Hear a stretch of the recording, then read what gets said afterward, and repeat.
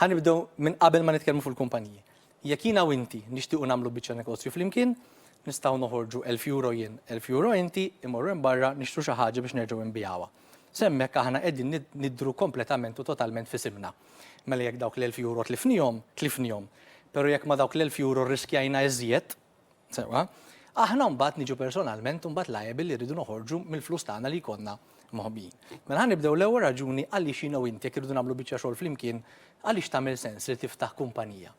Mela jiena u inti ħaniftu kumpanija għal żewġ raġunijiet u minflok nagħmlu kif għadna aħna noħorġu just 1,000 euro kull wieħed. Minn hekk jiena u inti għandna ħsieb li nagħmlu proġett ta' negozju flimkien, noħorġu 1,000 euro kull wieħed u ħanagħmlu kumpanija. Ħansejħuha Anthony and Lisa Limited, okay? Mela din hija A&L Limited. Okay? Ir-raġuni għal fejn teżisti dik il-limited liability illi li kieku inti ma jkunx hemm dak il-limit fuq ir-riskju tiegħek kieku ħadd ma jinvesti. Kieku inti taf li għandek 10,000 fil-bank u ħadd titfaħħom ġo kumpanija li m'intix forsi qed tmexxi intix, mhux bil-fors tmexxiha inti. Bir-riskju li il-kumpanija tfalli idrulek għal ħwejġek, kieku l-investiment ma jsirx. Okay? Allura il-kumpanija issir għaliex ikun hemm għalhekk tissejjaħ limited, ikun hemm limited liability. Mela jien u inti nifhmu li jkun aħjar illi aħna nillimitaw ir-riskju potenzjali tagħna u nittrejdjaw b'kumpanija. At this point importanti nsemmu ħaġa importanti li kumpanija hija persuna bħal l-oħrajn. Hija finzjoni, hija persuna ġuridika tissejjaħ, però hija persuna.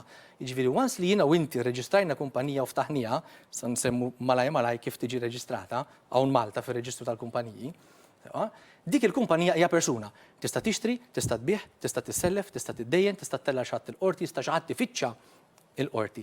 L-unika affarijiet li ma tistax tagħmel kumpanija ma dak l-affarijiet li bil-fors trid tkun taddem il-laħam, taddemmu l-laħam, ma tistax tadotta, ma tistax tiżżewweġ, ma tistax ikollok tfal. Imma l-bqija l-kumpanija tista' tagħmel kwalunkwe azzjoni legali li tista' tagħmel kwalunkwe persuna taddemmu l-laħam. Mela jienu inti morna, okay, u rreġistrajna A&L Limited, okay, fir-reġistru tal-kumpaniji. Ir-Registry of Companies jinsabu Malta l-MFSC. Ekku. Okay? Issa. Però, ovvjament, jekk jiena qed ngħidlek li din il-kumpanija tagħna Anthony and Lisa Limited hija persuna bil-fors irid ikoll identità. Jienu inti għandna l-ID card inkella ma nesistux. Eżatti. Dik ir-reġistrazzjoni hija l-identità tal-kumpanija. F'ġurisdizzjoni bħal Malta, meta inti tirreġistra kumpanija hemm ċertu requirements. L-ewwel ħaġa tikollok indirizz Malta, li mhux l-istess hekk il-Panama, se nispjegaw aktar tard. Trid bil-fors fl-aħħar ta' kull sena inti ikollok accounts li jiġu awditjati minn għand awditur u jiġu reġistrati. U jekk nitlu fil-MFSA hija pubblika anki f'website, Anthony and Lisa hawnhekk ħajidru. Jiġifieri aħna ħanaraw illi wara il-kumpanija hemm Anthony u hemm Lisa. Issa. L-aħħar waħda.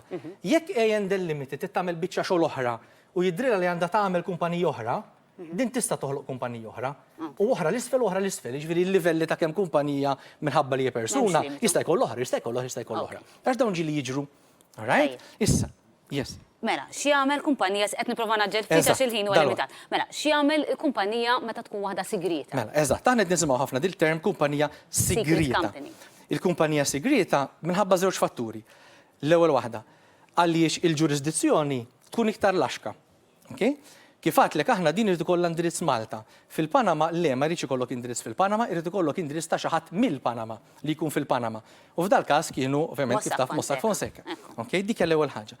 It-tieni ħaġa u l-iktar importanti illi f'ġurisdizzjoni bħal tagħna jekk jiena u inti Anthony and Lisa nużaw din il-kumpanija għal skopijiet ħżiena, sewa, mhux bil-fors fraudolenti, xi mhux bil-fors biex nisirqu, anki wrongful, anki jekk nagħmlu ħanuża l-kelma aktar nagħmlu l-ġennati aħna u ntelfu l-flus lin-nies, jista' jkun hemm talba biex il-qorti tneħħi dik il-barrier illi teknikament jissejjaħ corporate veil, dik il-velu minnaw għalaw, sewa, u aħna nistgħu nkunu personalment responsabbli.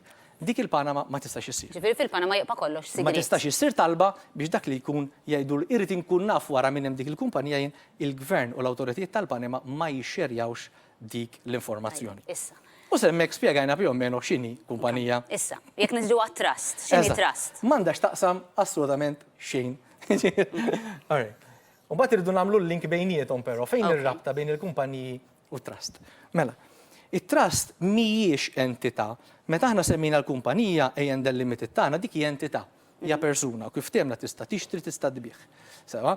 It-trust hija relazzjoni bejn żewġ min-nies. Okay?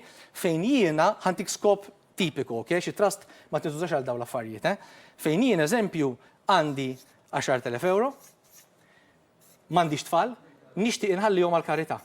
Mela karità. Okay? Issa. Jiena naqbad third party li jissejjaħ trustee. U ngħidlu dawn jien sentihomlok.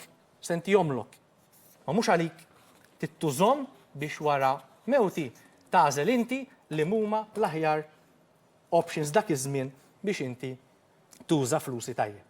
Issa, it-trust li tintuża minn żmien ir-Rumani, very simple, jien irid imur għall-gwerra, ma nafx hekk hux ħaniġi lura, naqbad li xatt li nafdaħ għalhekk trust, jiena sentik ġidi għax ulidi għadhom żgħar. Jekk ma niġix lura, taf li dawk mhumiex tiegħi, mhumiex tiegħek, dawk huma tiegħi tittamministrom għal ġid ta' uliedi. Right? Ovvjament dan qegħdin noħdu Però eżempju din mhijiex entità. tal-karità. Mhijiex entità, din hija relazzjoni bejn nies. Okay? Issa. Li ristat nikjerifika karità qegħdin nużawha bħala eżempju. Tista' tuża trust jiena. Nista' naqbad minn flok l-10,000, nagħtik A&L Limited. Ma nista' Ma naqbad tużaħix għall-karità, ma tista' tuża jiena naqbad il-Mr. X, naqbad il-Mr. X, nagħtijielu A&L Limited u ngħidlu din inti Mr. X taf li mhix tiegħek. Mewa, din inti timministra għal persuna Y. Exactly. Issa, dik id-Declaration of Trust. Id-Declaration of Trust hija ir-rabta biex dak il-persuna jista' b'xi mod juri illi min qabad dil-kumpanija u tal-ilda ma tajlux għalih, ma tajlu għalih. Għax inkella, fimni inta għafentilek, itijilek din issir tiegħek. Mela. Però għal-benefiċċju ta' dan. Issa, jekk issa impoġġu flimkien dawn l-ismijiet kollha illi qegħdin nisemmu lokalment. Mela għandna Mossack Fonseca li hija l-kumpanija il-Panama. Il-Mossack Fonseca hija kumpanija l-ikbar waħda li kien hemm il-Panama li kienet tiffaċilita dan il-moviment. Il-moviment tagħmel dak kollu li trid. L-ewwel tiftaħlek il-kumpanija u mbagħad jekk trid toqgħodlok hawnhekk biex ma tidirx iżmek u toqgħodlok bħala nomini u dawn huma Eliator u Dubro fakkarni. Ekku, Eliator u Dubro ta' Ligrant. Eliator u Dubro. Fl-istess ħin, Eliator u Dubjo ikunu wkoll liċenzjati bħala trustees u x'imkien ikun hemm karta fejn jgħidu jiena Eliator u jiena Dubro qed nammetti li daw mhumiex tiegħi, jiena trustee biss. Jien qed inżommhom għal xi ħadd ieħor. Okay. Issa mbagħad għandna wkoll l-isem illi tfaċċa nhar il-ħamis ta' Michel Muscat. Ekku. Issa, allura Michel Muscat fejn titfall f'dil equation titfall Jiena ma nistax ngħidlek hekk hux autentiku d-dokument, nista' ngħidlek hekk hux kredibbli. Is-soltu hekk isir. Jiġifieri inti għandek kumpanija mela din hija Igrant, okay? The owners, they've given them to a trustee to hold them for someone else. Mela, meta tnajdu li Michel Muscat hija sit tal-Igrant, qegħdin inkunu korretti wkoll? Iva, ħanejlek għalfej. Jiena kif għatlek ma sax ngħidlek hux autentiku, hekk hux li hu kredibbli qed ngħidlek żgur. Kredibbli żgur għaliex hekk taħdem is-sistema. Li qed nispjegalek huwa din id-differenza kbira għaliex aħna inbagħtu biex nifhmu l-kunċett ta' trust.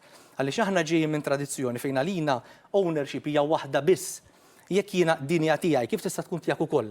Jekk tagħna flimkien hija tagħna flimkien, però jekk tiegħi tiegħi. It-trust li nħolqot ħafna iktar f'ġurisdizzjoni jiġi żviluppata sewa l-iktar l-Ingilterra fejn is-sistema legali hija kompletament differenti għax għal ħafna snin l-Ingilterra l-liġijiet ma kinux miktubin, kienu jagħmluhom l-imħalfin. Sewa ma kellekx il-ktieb tal-liġi, sewa qas il-Kostituzzjoni Ingliża mhi miktuba l ma jafx sewa, ma kienx ikollok il-ktieb tal-liġi. Il-common law jurisdictions, ġifieri l-Ingliżi, l-Amerikani, il-Kanada u dawk kollu li kienu tal-imperu, jaċċettaw żewġ livelli ta' ownership. Legal ownership, mela it-trustee is the legal owner. This person is the beneficiary owner u ġieli wkoll sewa jissejjaħ as the equitable owner, ġifieri the fair owner, dak li hu verament sewa is-sit ta' kollox. Allura fil-każ li qegħdin nitkellmu fuqu, Eliator u Dubro jiġu Are the shareholders, exactly, they are saying that they own it, but they are not saying that they own it for themselves. They own it for the third party. Il-question li għanna jsolves this third party. Issa, jekk il-Declaration of Trust kif konna għadin naraw nhar il-ġimgħa, tiġi li Michel Muscat tiġi il-beneficiary owner. Eżatt, jiena għalhekk qed ngħidlek ma stax ngħidlek hija awtentika, nista' ngħidlek li kredibbli. Għaliex hawnhekk irid ikun hawn il-link. Għax inkella dan il-persuna kif qatt jista' jmur il-bank u jieħu flusu. Għax il-bank jgħidlu ma jiddispjaċini di mhix tiegħek di ta' da. Issa, l-aħħar domanda, qabel ma nagħlqu morru għar-reklami, Joseph Muscat allura, vera li kien qed jikdeb meta qal li it-trust imbjat? Di ma tistax tinbih, Trust hawnhekk ma ma jkunx tista' hawn bih, tinbih. jista' jinbih, il-kumpanija tista' tinbih, imma il-trust ma jistax jinbih, jiġri dan it-trustee, dan il-persuna u min tajjelu, immor jgħidulu minn għada żommi x'Alex imma żomma għal Y, sewa, jiblu dik il-karta jagħmlu oħra għal Y, ma nbih xejn. Ċiri, u kolli normali li jinbidlu dawn l-affarijiet, però ma sar l-ebda bih. Trust ma tistax tinbih, għax m'hemm xejn jinbih. Hija relazzjoni, din hija oġġett. U l-Mossack Fonseca ntużat, ovvjament allura Mossack qed ngħidu Fonseca għal skopijiet kriminali hija law allura. firm, U ma qegħdin il-ħabs. Qegħdin il-ħabs, ħarġu bi pledġ, qegħdin il-ħabs għaliex? Għaliex li inti tagħmel dan kollu smajnija mhuwiex illegali, però li hu illegali huwa li inti bħal operatur tgħin tiffaċilita jekk xi ħadd irid juża skopijiet kriminali. Għax daw il-flus ma nafux minn fejn jistgħu jkunu ġejjin, meta inti dan għandek kont tal-bank u daħal flus ġo fihom.